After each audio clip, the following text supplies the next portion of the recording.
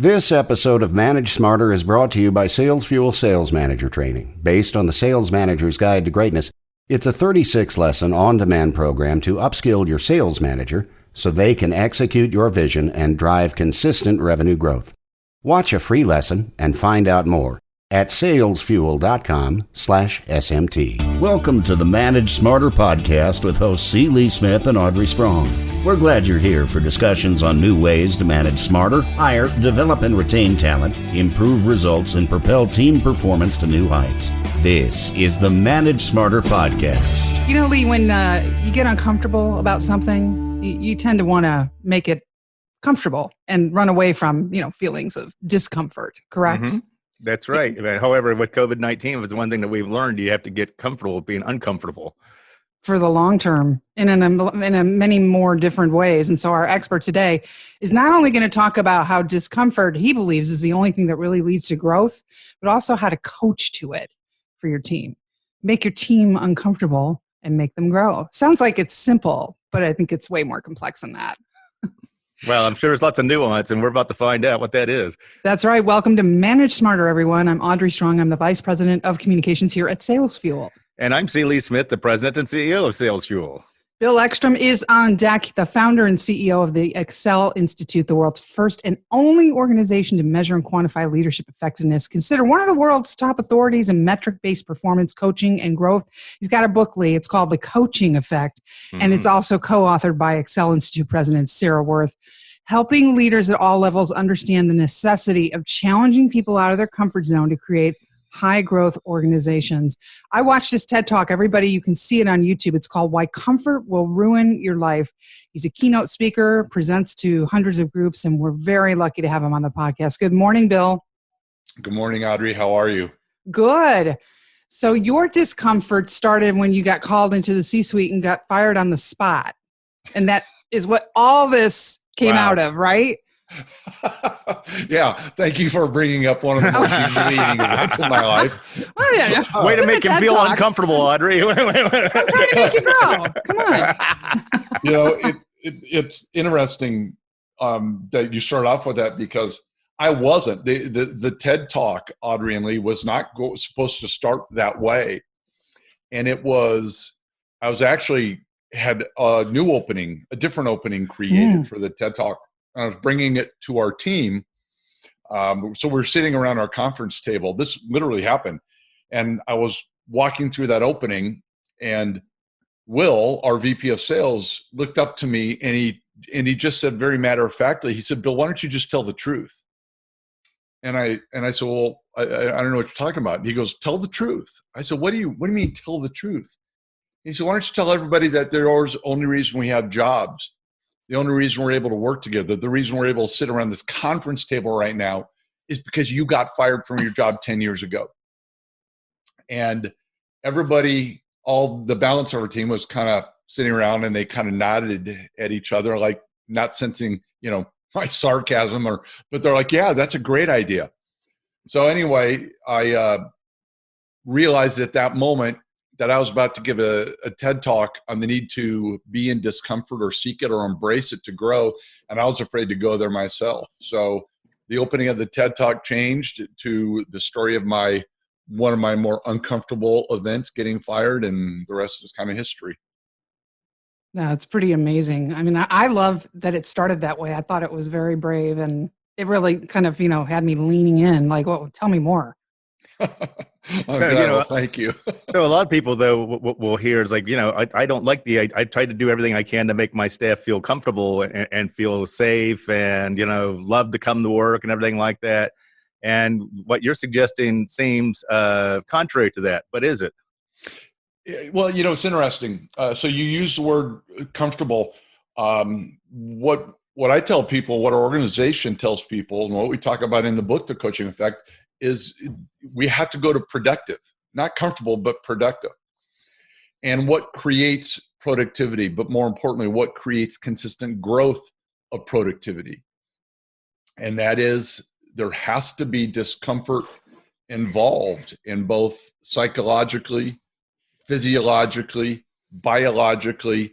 It's got to be there in order for things to grow. So it's not just a work thing, but it is a world thing, actually. And there's a lot of truth to that, because I think the most comfortable moments, and I say moments, I'm talking about even sometimes months, is where I learned the most and grew the most as a leader. And, I certainly wouldn't, erase that, because I would have to lose the knowledge of what I learned. But at the same point in time, I don't want to go through it again. Right. But that's an interesting point, Lee. And that's what we hear from a lot of leaders. When we ask them to reflect on their lives and the times they grew the most, there were always periods of challenging times. Nobody said, yeah, I really grew a ton when I had nothing to do and I just kind of sat around and cruised for a while. Nobody ever talks about that. That's right. The magic happens outside the comfort zone. That's right. Well, I was going to ask the question about, how is this different though? Let's say I'm good at my job, and this concept of discomfort leading to learning. How do you delineate that from, say, professional development overall? Well, first of all, let me back up. I think everything begins with learning something, and then learning converted to strategy to action. It's what am I learning, and not only what I learn, it's what am I willing to then do with it. And so often when we learn something, we only apply the things that really make us comfortable, that we're comfortable doing. Okay. And one of the things, and I'm sure you see it too, I mean, how many times do you train salespeople a better method that if they follow, they will sell more stuff, but they don't do it because it's different than what they're currently doing? And it's interesting. So really what creates discomfort is the unknown. It's the unpredictable. That's what creates discomfort in our lives. And that's true. And what creates comfort is the opposite of that. So it's predictability. And you see it in salespeople all the time. So if you follow A, B, and C, D will be an end result, and that'll be a better result than what you're doing now. Well, that would require me to change the way I think and to change the way I behave, and I'm not willing to do that. But also in sales, we're also taught to reduce risk for the buyer. And so there's certain inherent risk involved because of the uncertainty. So as a manager, what can we do to reduce that risk? Okay, so ask that question again, Lee. All right. So in sales, we're taught to reduce risk with the buyer. In this case, then the coachee is the buyer, because there is inherent risk because of the uncertainty of following a new methodology, procedure, something like that. So as managers, how can we sell them by reducing risk? Well, I think that's a really good question, by the way, and you're making me think about that. Again, I'm going to get back into starts to learning. When one of the things that we've seen with our client organizations is when they understand, for example, the growth rings that I talked about in the TED Talk, and that we explain even further in our book. When they understand how that works, there's a tendency to go, oh, I see what you're doing. I see where this goes. I am really, it's not that I don't think this will work, it's that it's making me uncomfortable. And most of the times our response to this discomfort is subconscious. There's a visceral aversion to it. And that's what people have to overcome. And the first way to overcome it is to really understand how it works. Did that answer your question, Lee? Well, let's dive into that a little bit. So talk a little bit about the growth rings and how does that work? Well, the growth rings depict environments that exist around us all the time that either promote or hinder growth. And the environments at both extreme ends, one would be stagnation, which is negative growth. Another is chaos, which a lot of organizations and people, quite frankly, are feeling today with the pandemic. Neither of those are healthy places to be. Chaos is having no control over inputs or outcomes. But then you have two other environments in the middle, one being order. And order is knowing that what you do or what happens in your environment leads to a predictable outcome. But it's the predictability that creates comfort. And therefore, it's comfort that makes order so dangerous, because growth only occurs in a state of discomfort. And discomfort occurs when you can understand inputs, but they're different, and outcomes will be different. We call that environment a complex environment, not complex in the sense of complicatedness as much as it's the name of an environment where inputs have changed and outcomes will be different. And there we go. When outcomes are different, that means you're unpredictable, and it's unpredictability that creates discomfort. That's where people are afraid to be, but it's the only environment where growth occurs. So it's sort of like that definition of insanity. Right, exactly. So what are some tangible ways to create that environment of discomfort for your teams or whoever you're mentoring as a leader? I know an example that I'll give that I report to Lee in our company, is when he tasks me to go learn some new process or way of doing things, or even just a whole new task that's assigned to me, and it makes me deeply uncomfortable. Mm-hmm. I'll sometimes say to you, Lee, and I'll cop to this, do we really need, do I have to, and you do not let me off the hook. You're like, figure it out. That's it. Like, when I go off, and I'm always grateful for that actually in the end. So other than not letting people off the hook, what new processes or new sales goals, what are some of the other ways to force people into that zone?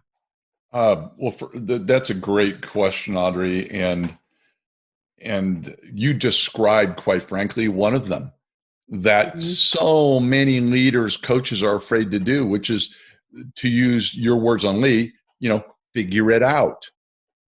In other words, I think often as leaders and coaches, we tend to view ourselves as problem fixers. We remove obstacles for people. If I've heard it once from leaders in sales, I've heard it hundreds of times, which is, my role as a leader or a coach for my people is to remove obstacles. It's not. Your role is to help your people understand how to remove obstacles. That's right. Uh-huh. It's not to do it for them. Now, so before we really dive into answering that question, let me back up for a second, because one of the things that gets left out, and I realized this because I tagged that in the TED Talk several years ago, which was growth only occurs in a state of discomfort, and that everybody just jumps on that and they're enamored with it. But here's the reality. While as it applies to coaching and leadership, if you don't first have a trust-based relationship with people, and you try and create discomfort on their behalf to create growth, which is good, but if you don't have the relationship first, you're a jerk. That's what we see in our research. Yeah. It's true. So obviously, Yeah. Lee is effective at doing things like that with you because you trust Lee, and Lee knows you, Lee understands you, and without that in place, you just view Lee as kind of a jerk. It would be, well, you're doing it for your benefit, Lee, or for the company's benefit. But if you don't know my goals, my objectives, and you can't tie all this together for me, why this is going to help me, then it just doesn't make sense. It goes both ways too, because Audrey has to trust me. I have to trust her. But it's like, and I've been in coaching relationships where the coachee, it was difficult for them to trust. And so what happens is, you're being mean, you're a jerk, whatever. And it's like, and no matter how you try to phrase things or whatever, it's like, it's difficult. So it's like, I know exactly what you're saying there. And one of the other things that makes me think about it is like, how do you coach somebody or get somebody in a coaching, in a mindset then to be able to receive coaching and really dive into it, when they don't think that they have anything that they need to improve on, or they don't think that you as the coach, have anything of value to provide to them? Great question, Lee. And first of all, let me start off by saying, I don't believe that everybody is coachable. I agree. And usually what we're seeing when we see circumstances that you're describing is with A players. Now, what's interesting is we have a tendency, especially in sales departments where we spend a lot of our time, but it applies to A players within any department. We see a tendency to leave those people alone. Uh-huh. And that's really one of the worst things you could do is A players want to grow and develop no less, if arguably Not more Mm-hmm. than what other people do. They just don't want to be perceived as having it done the same way. So treat me uniquely, treat me differently. And then, so to answer your question then specifically, if somebody doesn't seem to be valuing the coaching you're providing, the first thing to do is to look in the mirror. Mm-hmm. And because, what am I doing or not doing to not create value or discretionary effort on this person's behalf? But what our research would show then after that is everything begins with trust relationships. Then you've got to have the right order, processes, systems in place. And then you are set up to be able to challenge people uniquely and individually, get them out of their comfort zones to grow more. But it does begin with a relationship. And that then, of course, leads to, well, what creates a relationship? Well, what we've seen in our research is, first and foremost, it's providing objective feedback, written feedback, then doing consistent one-to-one meetings, doing career development plans with people, and then having wonderful, healthy, consistent team meetings are what we call the 4 high-growth activities that leaders do consistently and do well. Do you recommend that you ask a lot of questions for discovery when you're leading into coaching as a way to get to that place of complexity? Yes, Audrey, you just said it. Coaching too often people perceive it as telling, as, well, I'm a coach. I'm the master of wisdom in terms of this profession. And I'm going to now impart my wisdom upon all the people that are on my team, and they shall be grateful. Exactly. Right. Shall be grateful. And which is ridiculous. It is about questions. Questions. It's no different in coaching than it is in sales. The most powerful thing you can do as a coach is to ask great questions, not be able to have great responses. And it's also true in sales. Exactly. And it's really unique. Our director of research calls it the management paradox. In sales, you go from asking questions to learn and you solve problems and da-da-da-da-da. And then all of a sudden, when you go into a management role, you start telling. Yeah, it's really weird. Yeah. We've got a few minutes left. It's excellinstitute.com, everybody, but it's EcSell. So Excel, no X in there. Yeah. Same thing on Twitter. Yeah. And then your LinkedIn is also EcSell-Institute and Bill Eckstrom. Bill, you want to talk about what, your consulting? I mean, obviously you're probably not traveling around doing speeches right now. Are you doing online presentations or? That's been a fun and interesting and uncomfortable yet growth-filled switch. I've learned. As a matter of fact, I'm right in front of me right now. I've got an external camera. I've got 3 computer monitors up. I got a directional microphone, and I've begun to do a lot of work online, both with our clients as well as just keynote speeches, which is surprising and fun to do. But yes, it's excellinstitute.com. And what we do is we help organizations, we quantify their coaching leadership effectiveness, and we measure the impact it has on the teams that report to them. And then we help them learn how to create that discretionary effort, which is the role as a coach or as a leader within their organizations. Can you sum up real quickly how you do that? Yes, Lee, thank you. It's a 4-step process. The first thing we do is measure. So we come into organizations and we, through what we call the coaching effect survey, we ask people to really measure the relationship between a coach and the people on their respective team. So we create a baseline from that. Everybody actually gets a score. And we're measuring these key areas that our researchers showed us are critical to growth. So that's number 1 is measure. Number 2 is educate and develop. So that is understanding what is it that I do or don't do? What are the behaviors? What are the greatest coaches doing to create the most discretionary effort? So there's a lot of education and development in terms of those 4 high growth activities. And so there's kind of a coaching quantity and quality component to that. The third step is around implementation. Sometimes organizations do it themselves, sometimes they use us, but it's monthly huddles. It's taking what you learned and making sure that it is getting applied to the people in your team, as well as your, obviously your own behaviors.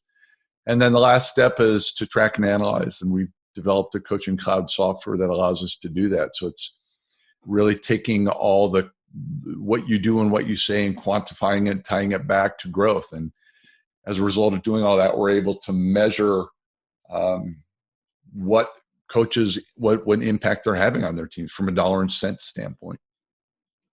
It's fascinating. This is great stuff. I love all these concepts. And Bill, we're so glad you came on the show. It's really great food for thought. And I have a feeling we're going to hang up and Lee's going to say, go learn quantum physics and come back to me with a 50-page report.